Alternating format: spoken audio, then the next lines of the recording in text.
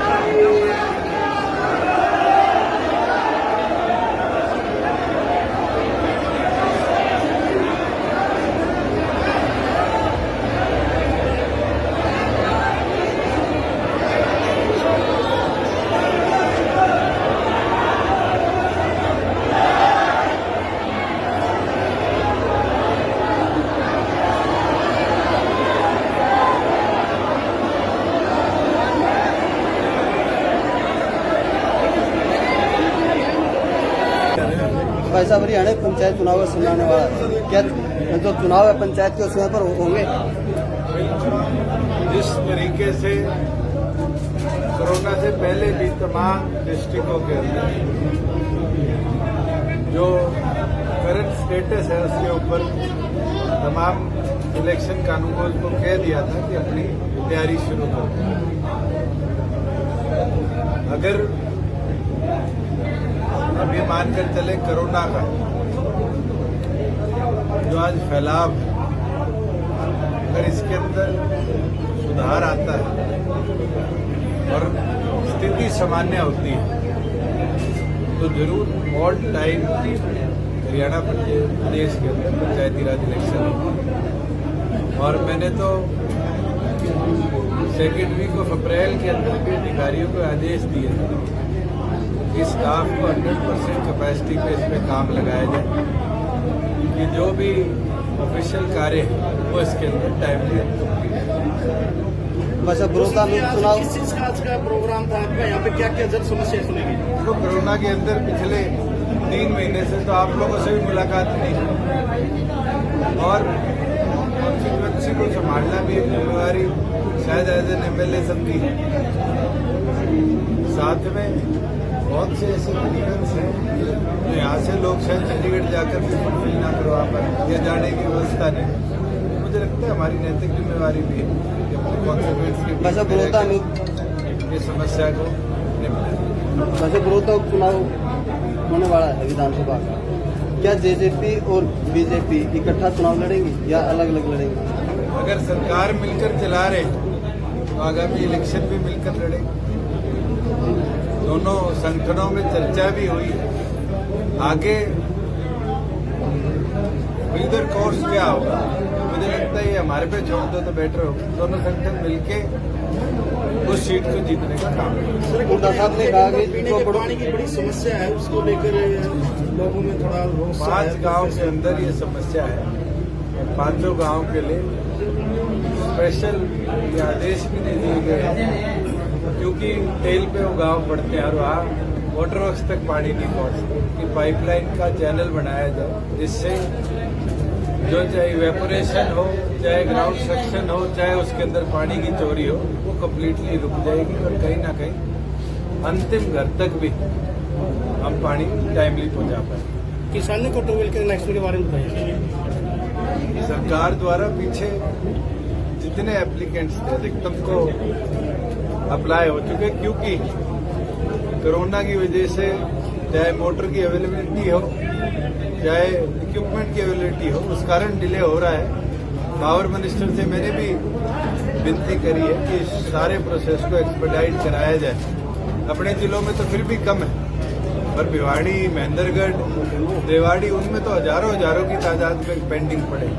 तो मुझे लगता है इस कोरोना महामारी ने कहीं ना कहीं इक्विपमेंट चाहे वो मोटर थी, तार थी, हीटर थे, इनके आने में जो कमी आई क्योंकि दूसरे प्रदेशों से आना था, इंडस्ट्री बंद रही, दिक्कत आई है और हम उम्मीद करते हैं कि आगे ये सामान्य हो जाए। सर, भारत के पाकिस्तान से पहले ही संबंध अच्छे नहीं थे, उसके बाद पाकिस्तान के तो नेपाल के साथ भी खटास हो गई है और अब चाइना के साथ चल रही है, इस बारे में आप क्या कहेंगे?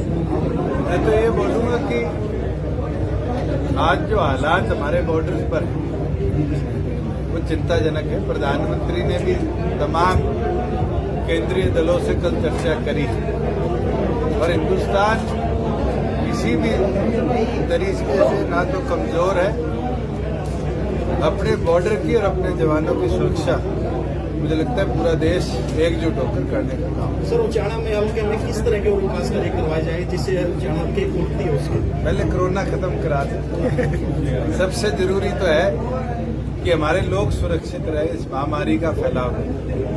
और जहाँ डेवलपमेंट की बात है, चाहे सड़कों की बात हो, चाहे जनरल डेवलपमेंट की बात हो, मैं ये मानता हूँ कि प्रगति के पथ पर पहले से।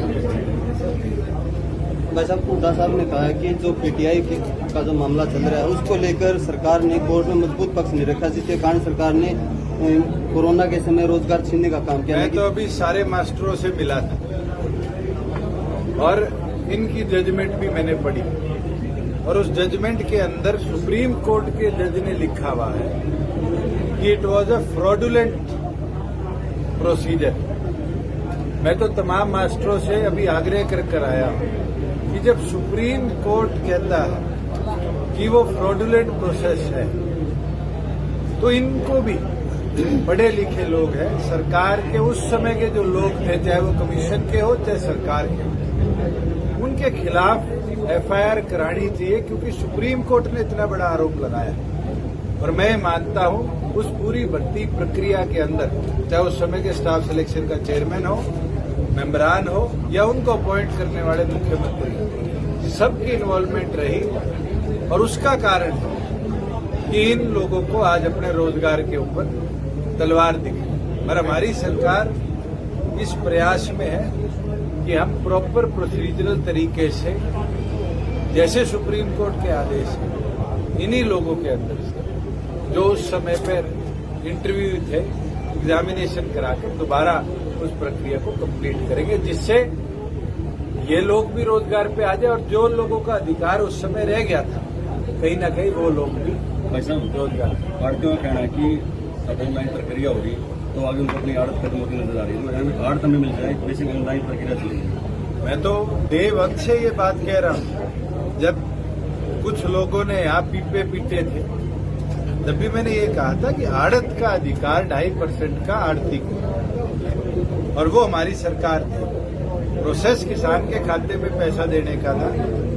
इन्हीं आड़ती भाइयों की मदद से पहली बार है कि जो 45 दिन में वीट प्रोक्योरमेंट होती थी वो इन्हें 27 दिन में इस बार कर दी। इन्हीं आड़ती भाइयों का सहयोग रहा कि किसान की पेमेंट हमने 98% तक, 2% पेंडेंसी है क्योंकि जहां एफसीआई का माल नहीं उठा केंद्र सरकार की वजह से, ये तो हमारे यहाँ 98% पेमेंट फार्मर के खाते में पहुंच चुकी। और सबसे जो अच्छी चीज रही, महामारी का फैलाव पीक पर था, लाखों की संख्या में किसान मंडी में आए, कोई एक कोरोना का केस दिखा।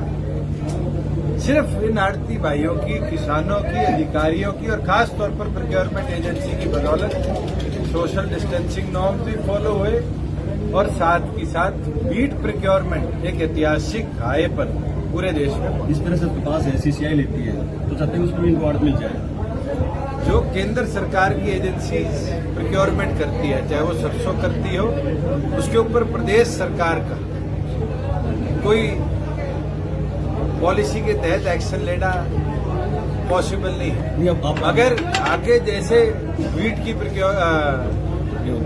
इसकी पैडी की प्रोक्योरमेंट हो तो उसके अंदर जितने आड़ती प्रोक्योरमेंट करेंगे तमाम को पहले की तरह उनकी आड़त उनके खातों में। तो की मंडियों के अंदर गेहूं पड़ी है, अभी तक उठा नहीं हो पा रहा, क्या? मैं भी आपको बता के हटा हूं कि जहां फूड कॉरपोरेशन ऑफ इंडिया केंद्र सरकार की एजेंसी का उठान था, नगूरा नहीं, नारनौंद भी है उसमें, बाश भी। और आज मैं नारनौंद मंडी विजिट भी करूंगा क्योंकि मेरे को पता चला कि उन अधिकारियों की लापरवाही की वजह से वहां पर गेहूं सड़ा भी है। अगर इस तरह की गतिविधि हुई तो हम उनके खिलाफ एडवर्स एक्शन। वैसे बड़े चौटाला साहब ने कहा कि जो बड़ौदा चुनाव के परिणाम आएंगे उसके बाद हरियाणा सरकार गिर जाएगी, उसके बारे में मैथमेटिक्स तो बता दें। ठीक है sir, thank you sir, thank you.